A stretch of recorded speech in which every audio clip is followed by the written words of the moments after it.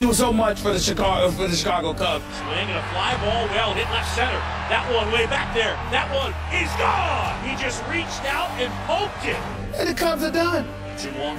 Swing and a ball driven in the air center field. That's well hit. That one on its way, and that one is into the bleachers and gone. Hasta la vista, baby. The right-hander kicks and fires. Right there, got him looking, and that is the ball game. M-E-T-S, Mets. That's for you, Jeff. See what I have to put up with. DeGrom-ination. Jacob DeGrom threw 7 strong innings. Daniel Murphy homered in his 5th straight postseason game, and the Mets took a 3-0 lead in the NLCS after a 5-2 win last night. The only team in MLB history to come back from a 3-0 deficit is the 2004 Red Sox. Stephen I remember that. Smith. I remember that. Who was this? Wait, they came back on the Yankees? Was that right? Yeah, they did. Okay, go ahead. That might be the worst. Yeah, that might be my worst moment I would imagine. in sports ever. Yeah. Really? Ever. It broke my heart. Okay. I was depressed for weeks after that. I really, really was. But let me say this.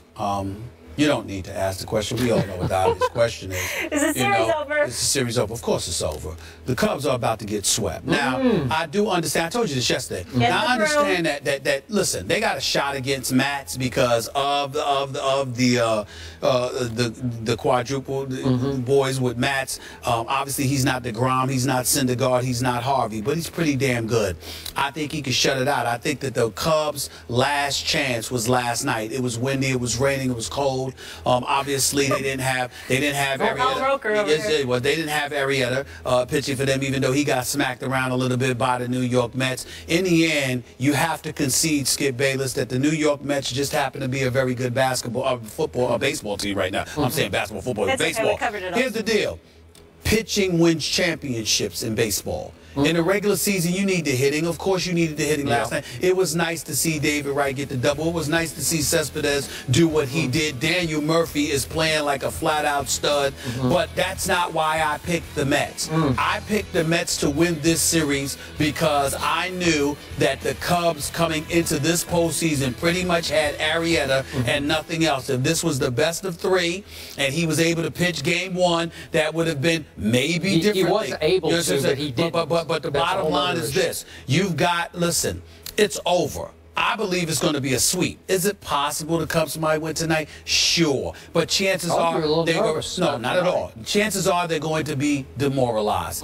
It's over. Chicago had their nice little run. It was nice to see the fans. They have something to cheer about when it came to the Cubs. Theo Epstein, Joe Madden, you've got a bright future ahead of you if you're a Chicago Cubs fan because of these guys. But the problem that you have is that the Mets are going to be waiting. They don't have an ace. They've got 3 legitimate aces in their rotation, and Mats is a great number 2 or 3. So I'm just looking at, or 4. Yeah. So I'm essentially just looking at it and I'm saying you have no chance whatsoever. It was beautiful to watch. I appreciate you jumping on the parade, putting on your Cubs pom-pom. I love the But Cubs.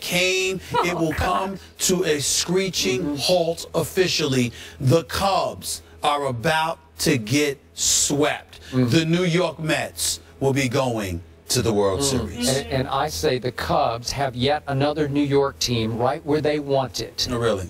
Down 0-3 with a chance to make history. How could it be better written than this? This is perfect. Storybook. And yet, I've got to ask you. You don't even believe that. I do believe it because what I got to question you about, Mr. Baseball expert that you suddenly are. Yeah, between Jeff and my dad, I'm good. I'm good. What is completely shameful to me is I've known a whole lot of New York Yankee fans in my time, and all of those self-respecting Yankee fans, there is no way they could even utter the name Mets on national TV. Yeah. They just couldn't even speak it. And you are cheerleading for the Mets. May I answer that for you? Dan, May I answer that for you? Wow. Cool out, Miss Connecticut. With no team. Chill out, relax, wait. Here's the deal.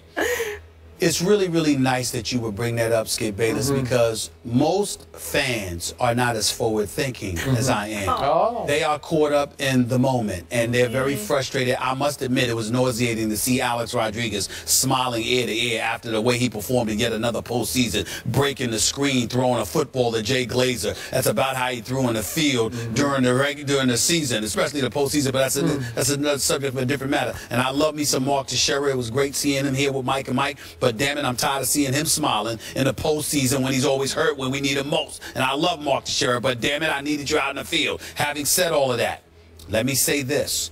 I am a forward thinker. And to the Yankee fans out there, I am one of you. I'm diehard. I have not betrayed. Daddy, I have not betrayed you. I am still diehard Yankees. Here's the deal. What is the ultimate source of inspiration for the New York Yankees? If you have a scintilla of Steinbrenner, meaning George Steinbrenner, the late George Steinbrenner, the former owner for the New York Yankees, God rest that wonderful man's soul. Here is the deal. What is the ultimate source of motivation?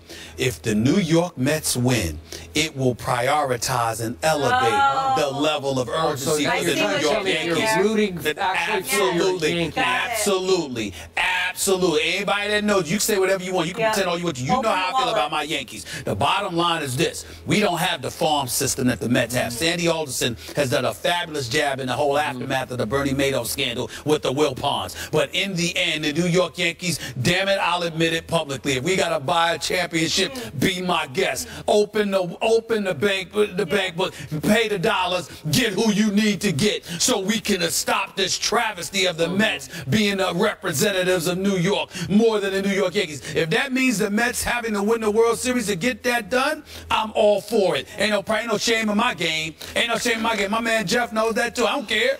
I don't care. Whatever it takes. As the late, great former Mets manager Yogi Berra once said, it ain't over until it's over. It's completely over. I promise you. I promise you the Mets will not depart Chicago without the National League pennant. It is over. Yes. Y'all can sit up there, Chicago. Love y'all. Great sports town. Sayonara. Turn out the lights. Oh, gosh. More the first party's take over. after the break. They say that all... First Take is brought to you by Extra. Give Extra, get Extra. Our next guest led the Baltimore Ravens to victory in Super Bowl 35, where he was named Super Bowl MVP, and again in Super Bowl 47, a three-time Pro Bowler and three-time AFC Defensive Player of the Year, and now, of course, an ESPN analyst and an author. Your new book, I Feel Like Going On, Life, Game, and Glory. Welcome to the desk, Ray Lewis. Thank you. Pleasure to see you. Guys. Look, man, we running out of time, so let me get right to it, okay? Why this book? Why now? Yeah, everything got quiet. I retired. I let the story die down, everything. And I think now a lot of people seen my story, but nobody's ever told my story. And so I think with all of the requests and all of the things that I've been asked to do, man, from the cancer patients to people suffering with this, people suffering with that, it's like my opportunity to say, you know what? You may have seen part of my story, but I promise you, if you keep going, you know, there's glory on the other side of it. So I thought it was appropriate time. Okay. Pardon the harsh transition here, but we got to talk some football, and we're about out of time. Yeah. Your Baltimore Ravens. Yeah. How much are they missing having a you in that locker room right now? Yeah, it's different. It's different. They have to start all over, right? And you see franchises go through things like this, but they don't have that cornerstone yet, right? And for years they was graced with that, right? It was what we created in Baltimore, what Oz and Newsom did in 1996, and now they have to create that. When you see, you know, the games, it's the offense one week, it's the defense the next week, and then you look for that one person that you say, who is that one person, right? That they go to. Who is it? Yeah, is it Steve Smith? Is it? Well, you know, Steve is. He come from another place, so it's a little bit different because he's a leader of his own, right? He plays the game one way, but it's going to have to be somebody that's going to be looked towards the future, right? What does the future look like for the Baltimore Ravens? So many questions about Peyton Manning right now. I'm wondering whether or not you believe he has an even better opportunity to win than in recent memory because of that defense. And I know how you feel about defenses, or are you noticing a decline of Peyton Manning? Well, listen, you know, everything declines. I think, but when you see the way Denver's defense is playing football right now, you can win a Super Bowl with a quarterback with that type of experience. Because anytime you have that type of experience, if you're Peyton Manning, you don't have to do everything. And I think the way Denver is playing, the turnover ratio right now is incredible with what they're doing. And I think the field position of what they're really doing, Peyton doesn't have to be Peyton, the Superman Peyton no more, right? He just has to get the ball out of his hands and let this play. Could you please tell him that the Dallas Cowboys have minimal to no chance of winning a Super Bowl? Can we get that? Go ahead, go to no chance. Please. Could you tell us? Could you tell him that? It's a tough climb for the Cowboys. It's a real tough climb. Is it over? You know what? You never know when it's over, right? And I always say that. Who do you pick? Who's the Super Bowl champ? Who do you have fun with? And I always say, listen, playoff time is always gonna be the team that gets hot. What about Seattle? Because I'm wondering what I've been seeing from them, and I'm seeing their defense is fragmenting, and you always talk about defenses needing to be together. I don't see that in Seattle right now. Yeah, it's all communication, man. And when you think about, you know, those type of defenses, right? I just had this conversation. One of the guys responded about the difference of good and great defenses, right? You know, good defenses can really be good for a year or two and things like that. But when you start to become great, the players take ownership of the defense, right? And you don't have to. It doesn't turn out to point finger. No, me and Rod Wilson, we ain't finna point fingers.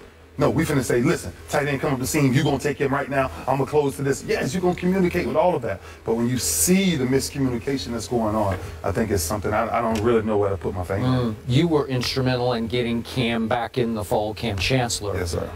And a lot of people began to view him as a savior for that defense, which I thought was a little unfair to him. Would you agree with that? How he's the boom of that defense.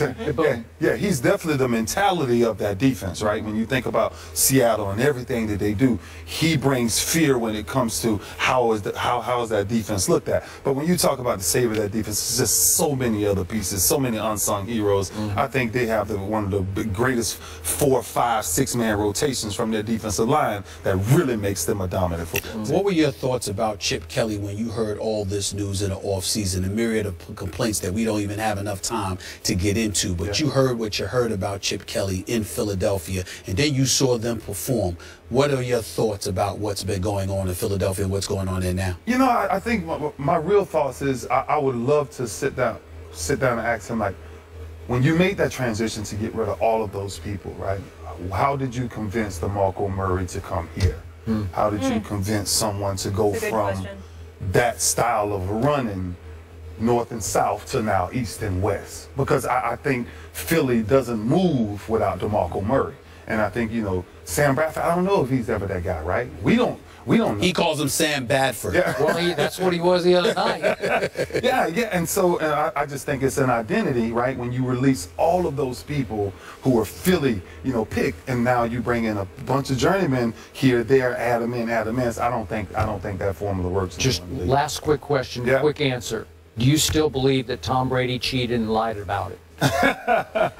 I tell you what I do believe is I believe that there's certain things that New England, no matter what they do, they will never be able to get over.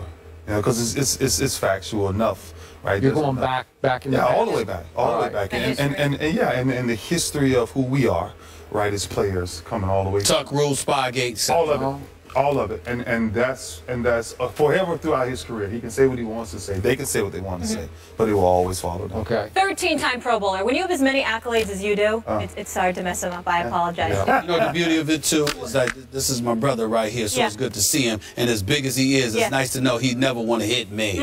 He want to protect me. Ray, thank you so much. This is in stores now. You can pick it up. I feel like going on. I can't wait to read it. Appreciate you. Absolutely. Have a fun day here. Yes, all right. ma'am. We'll see you.